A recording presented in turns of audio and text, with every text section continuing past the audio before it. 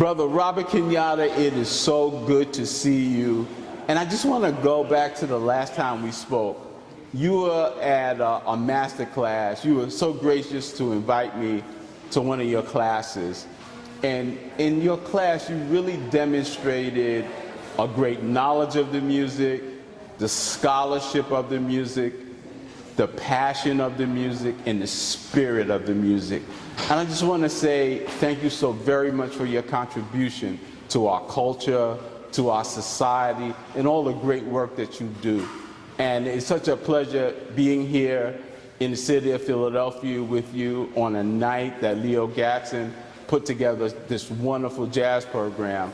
And it's such good pleasure seeing you again, brother. Thank you. What I'd like to say, I'm here, and Leo and the jazz group of his and the brothers that are performing, in a sense, they're doing music by having music. And it's energy that they put forth and bringing these concerts and music to Philadelphia, and they have for a long time. The other thing is, part of that master class that you saw that day, I also feel very proud because Leo Gatson and his wife have grandchildren that I taught. And one of them is here right now. Two of them, you know, the granddaughter and grandson. And we did a video, and they played the percussion instruments so perturbed, so beautifully. I had breaks. I have these different breaks in the music and in the drumming and percussion, and they were excellent. And I don't know if I sent that to you or not, but it was called Kenyatta's Village / Children of the Future. Yeah. Because I taught at Montessori Genesis 2 School for 35 years. And I get a pleasure and enjoyment of seeing these youth grow up. And they both good youth, and they're very prosperous. They help with the parents and their grandparents. And when I see them, they're taller than me. Yeah. And I get a kick out of that. 'Cause I say, wait a minute, I remember you was just this big, you know? Yeah. But yeah. Through teaching, it helps give me a sense of pleasure and a good feeling to be able to see the youth that I've taught grow up and be prosperous. And they're doing well. You know, just a week ago, I had the opportunity to spend 2 days with your fellow Philadelphian, Reggie Workman. Yes. And it was just a beautiful session. In fact, that program that we recorded last week will air tomorrow at the Clef Club. Whoa. At the Clef Club's, I guess their series of music workshops. And at that session, on saxophone and flute, was Patience Higgins. Oh. And I mentioned your name, and he said, oh, you know, we were teammates with Wilson Pickett. Yes. And you got to tell me some stories about you guys playing together. Right. Well, we played, and the first, I just want to mention, Reggie Workman's always been a good friend of mine. Yeah. And I cherish his performances, his playing, and he's such a fine gentleman. Yes. You know, and we've always had a good rapport. And with Patience, we played, he played longer because I was with Wilson for 3 years. Right. And Patience used to come to me, aside from the other musicians, and says, you know, man, you out of Philadelphia. Did you know John Coltrane? Yeah. I said, I did. He said, you know, I've been listening to Train, man, for a long time. Because, see, we was playing rhythm and blues. Right, right. And he was always interested in performing and knowing some of those things that John Coltrane had done, you know. And we, matter of fact, I mentioned to them about rhythms in the horns, because they're, like, to me, a drum rhythm, they can play them too. Right. And our band really clicked. Well, I mean, we were a tight band. And then later they got steps and all that together. That's right. They put together, That's they did right. step.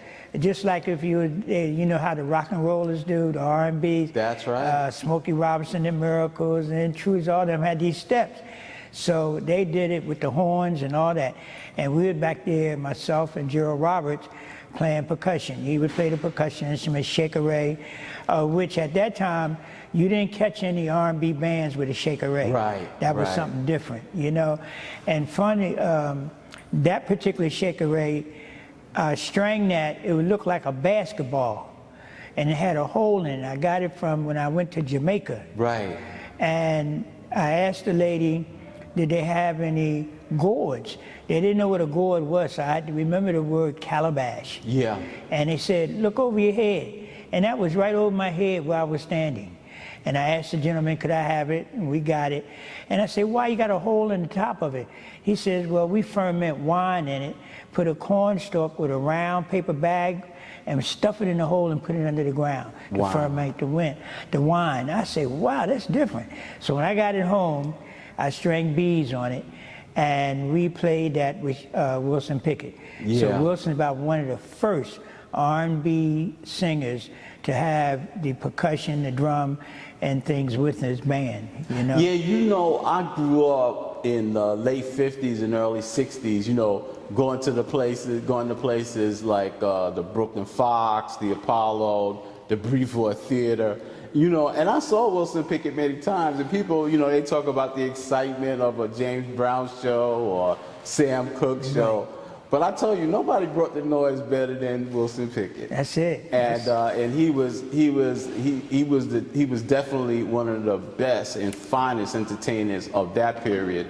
And knowing that you were part of that aggregation, it really reminds me how your contribution to that particular movement was so significant. And you know, and secondly, I want to ask you, now that we're in this post-pandemic world, what does Robert Kenyatta's future look like? Brighter than ever, because I'm discovering things that I've done just recently. Gerald found a video of us in Montreux, Switzerland. Yeah. We performed for the Montreux Pop Festival in 1973. In Switzerland, because we was on tour with Wilson Pickett. Yeah. And we're performing, him playing percussion, the bell on there, and I'm playing congas. And that turned out to be a surprise. And there's always little twinklings of what we call the dollar signs behind it. Yeah. You know, so it's interesting, and I'm still teaching, and I'm performing, and working with the youth. You know, so it looks very bright. You know, I'll never take what they call, what you say, retire, because drummers don't retire. Yeah, you know? yeah. Yeah. I was wondering, do you have any memories of another fine percussionist that came from the city of Philadelphia, and that's James M. Toomey? Yes, M. Toomey worked with Miles Davis. Yeah. And also another gentleman who played guitar, his name was Reggie, if I'm not mistaken. Those were two close friends. Yeah. Hit the two of them. M. Toomey came to me one time and said, wow, Kenyatta, I like the way you play. Can I learn that? And you know what I said to him? I said, M. Toomey, don't worry about the fine licks and the way, you know, we're doing. You have a style of your own. Exactly. And I say, keep doing it. That's all I can say to him. Yeah. Don't stop. You know, because a lot of times, conga players want to perfect what we call the open tone sound of a drum, Right. The smacks of the drum, the inside of the drum, which we call the heel. Right. They want to get those things that other drummers hear, which basically I would say come from a traditional African way by way of Cuba, because most of any music we heard in Philadelphia came from the Puerto Rican stations. I used to listen to Puerto Rican stations all the time. Right. And the way the conga sound is what I try to duplicate. Right. And then from there, Cubans music started playing more. And one of my favorite conga players was Candido. Yeah, yeah. And I listened to him, and he said that he tuned his congas an octave above. So when I went out to play or perform, I would listen to the piano player. And I say, well, give me a C. give me a D. And then I listen to the tone of the drums, because sometimes you tune the drum up, it's a little out of sync from the sound, depending on what kind of skin.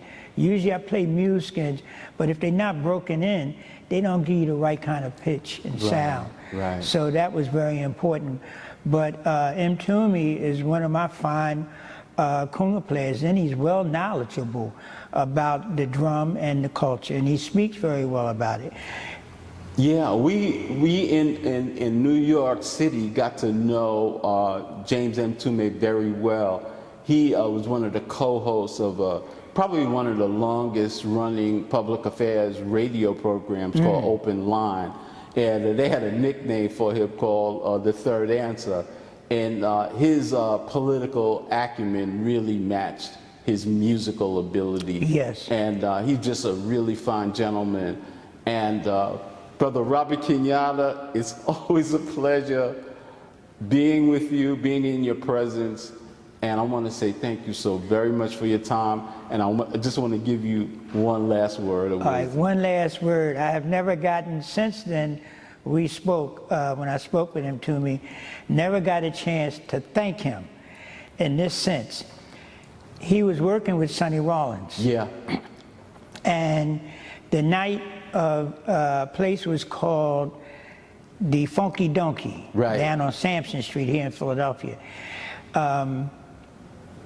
Sonny Rollins had a gig there for a week or so, or a weekend.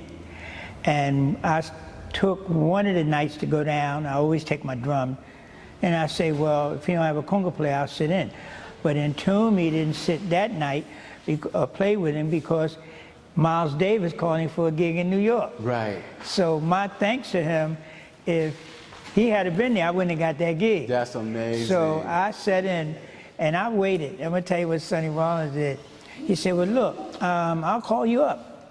I said, oh, beautiful. So I sat through the first set, which, you know, half an hour. He played long, maybe half an hour, 40 minutes. He played a second set, 35 minutes, 45 minutes to an hour. Then he played a third set.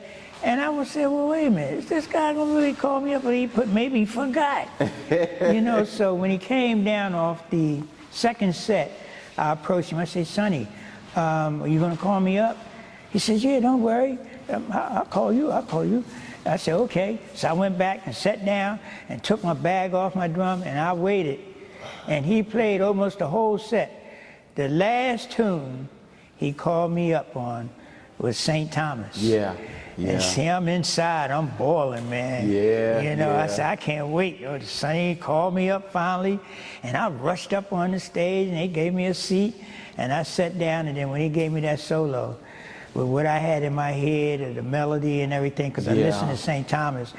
My mother and her family side are all from St. Thomas, the Virgin Islands. Yeah. So I kicked it out on him. I know you did. And he stood behind me and then started playing his horn to the rhythms I was playing, almost similar to what John Coltrane did. Yeah. And when I finished, he laughed and smiled and played, and then asked me would I travel to Japan with him in a month, story. and then do all these gigs. We did a lot of gigs at the 5 Spot, the Village Vanguard, went with him at the Village Gate, and then from there, after about that month was over, we went to Japan for a month.